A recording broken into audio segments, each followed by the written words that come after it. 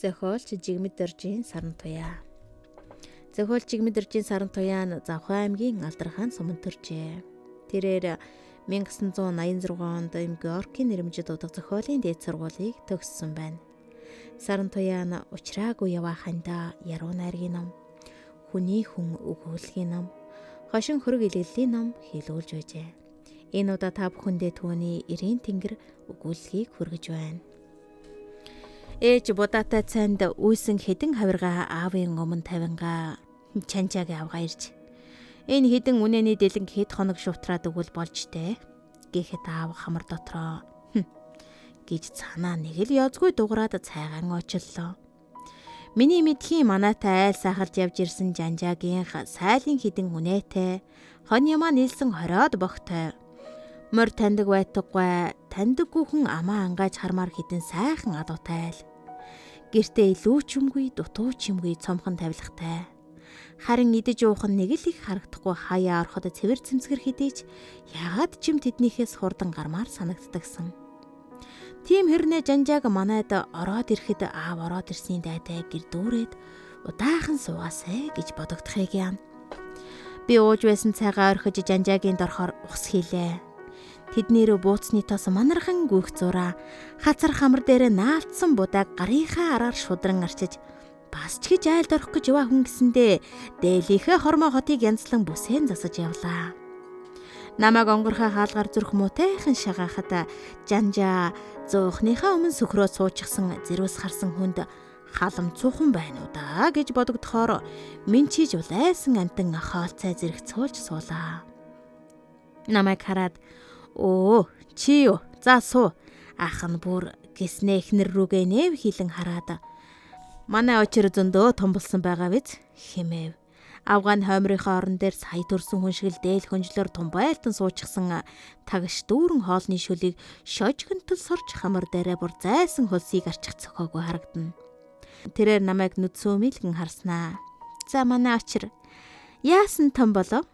гэж хоолоо тавьж ав дээрх ууттай чихэрнээс атгаж өгөнгөө. Том эр болжээ. Утахгүй авгаа дагуулад ирэхэндээ гэлээ. Би ичихтэй атгаж өгсөн чихрийг нь хам хум өөртөө чихээд эргэж гарахтаа босхонд нь бүдрээдхэв. Жанжаа араас "Хөөй, гүчи эргэж орж ирээд энэ аргалаас галт хийгээд их" гэсээр хоцорлоо. Жанжаагийн эхнэр энийгч яагаад гэртээ байдаггүй. Нэг ирэхээрээ баахан идэж ууж унтаж хэвтэж байгаад хаашаа ч юм яваад өгдөг. Ирэх тоолонд нь жанжаа хөлн газар хүрэхгүй болж хүүхэд шиг асарч бөөцөлдөг нь ямар учиртайг бүү мэд. Орой саамны дараа жанжаа бид хоёр ус авахаар гол руу явлаа. Жанжаа эрхэн хувинтай ус бариад явж байх нэг л донж харагддаг юм. Би чамд тэрэг хийж өгнө гэснээр мөрөн дээрээ тавиад түрдэг тэрэг урлаж хоёр хадаас махийлган хувинтай ус өлгөөд "За ингээд намтай явахгүй бол цалгиж дуусан шүү" гэж билээ. Харин өөрөө болохоор 40 битан бүсээр осорлож үүрнэ. Бид хоёр том улс шиг элдвийг ярьж дүнгэр дангар хийсэн шиг аргал усанд хамтдаа явдаг байлаа. Жанжаа харин энэ удаа жигтэйхэн хөнгөн шингэн болчихсон диптап хийж "За хуйвал нэг их холдоод яах вэ? Энэ үхнээс гэсээр өөрч явсан бетоноо буулган хормойгоо шүү. Урдих шигээ ширгэн дээр завилж ганц тамхи гарган намайг "За чи их хэд үсэргээд их" хэмээн усан дээр чулуу үсрэхийг мань харж 3 4 5 хэмээн тоолж тохолсон ч үгүй. Бетонороо пал пүл хийтэл хутхан дээрээс нь шангаар хамаж яах хийхийн зургийг дүүргэж орхив. Би баахан лазагнаж "Жанжаагүй хуйла жаахан сууя л да. Сайхан байна шүү дээ" гэхэд "Орой харч ийгэнд димээ" гэд юугүй бетоноо осорлоо. Би дотроо авгаар угаал яарч байна да гэж бодсон боловч хэлсэнгүй. Тэрээр усаа сэв хийтэл өргөж үүрээд миний аяыг дагаагүй дэ гимшсэн мэт "За хөө замдаа хэд амраад орчихв" гэж зөвшлөө.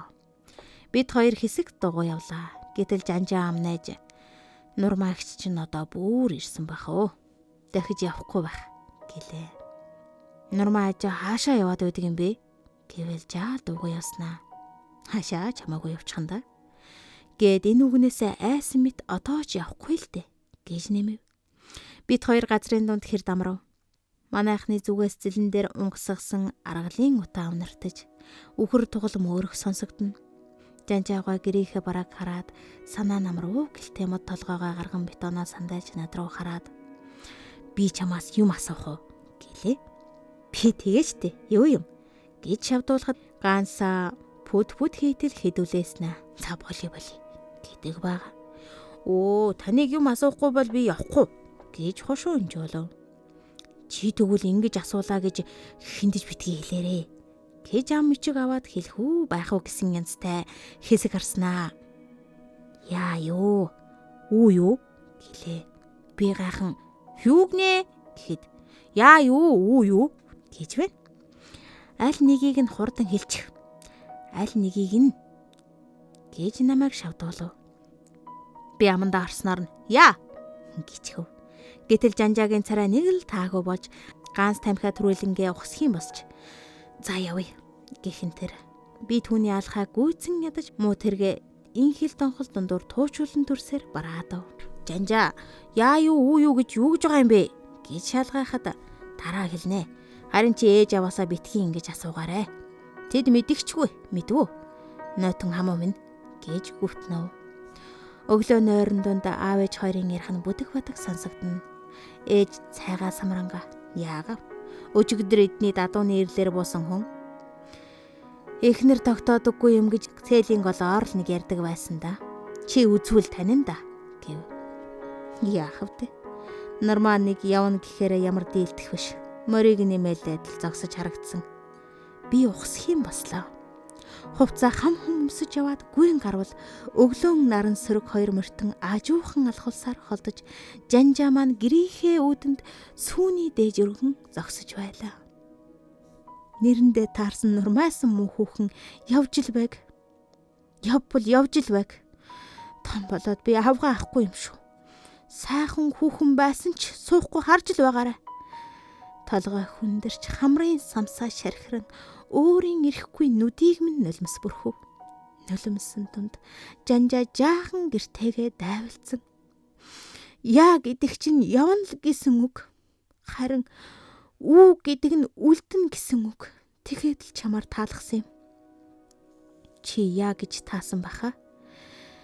Ер нь энэ мэт мэрэг таавар чинь худлаал байдаг золиг байна. Их чинь ер нь явах шинжгүй шүү хэмээн том цагаан шүдэ ил гарган инээж байсан бодогдов. Би үү гэд хэлчихсэн бол явахгүй ч байсан юм билүү. Ямар юмаа бодож яа гэсэн юм болоо хэмээн хэд хоногийн дараа нурмаа хүүхэн мориндоо чиргүүлдэж үрэгдэж гинэ гэсэн сургадуулдж үлээ. Жанжаагаа жаалжуул юм хийсэн богцоо ганцглан мордохдоо хөөр химэн ийм л тавилантай байж тээ. Ах нь нурмаа эгч рүү н очиод ирээ дээ гэд амьд эсрэн хүнтэй уулзах гэж байгаа юм шиг яриад мордон одож билээ.